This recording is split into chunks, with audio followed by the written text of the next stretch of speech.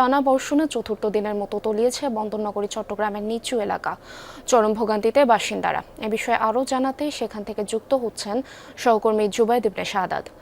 জুবাইদ, এখন আবহাওয়া পরিস্থিতি কেমন দেখছেন এবং জলাবদ্ধ এলাকাগুলোর সার্বিক পরিস্থিতি কেমন, বিস্তারিত জানান।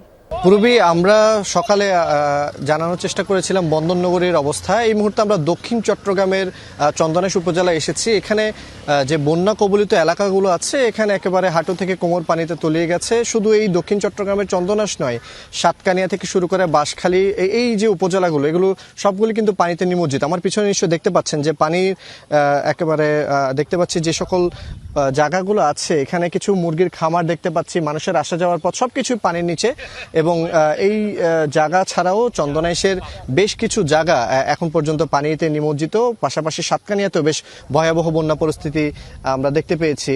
এবং এই যে সড়কটি আছে, প্রধান সড়ক চট্টগ্রাম কক্সবাজার মহাসড়ক, সেই চট্টগ্রাম কক্সবাজার মহাসড়কের একেবারে মূল পয়েন্টেই চন্দনাইশের যে অংশটি, সেদিকে আমরা দেখেছি পানি জমে থাকতে এবং প্রায় 2 থেকে 3 কিলোমিটার দীর্ঘ যানজটের কবলে পড়েছে যানবাহনগুলো। এবং সেখানে আমরা পানি এতটাই বেশি যে সাধারণ মানুষকে জাল দিয়ে মাছ ধরার চিত্রটাও আমরা দেখেছি।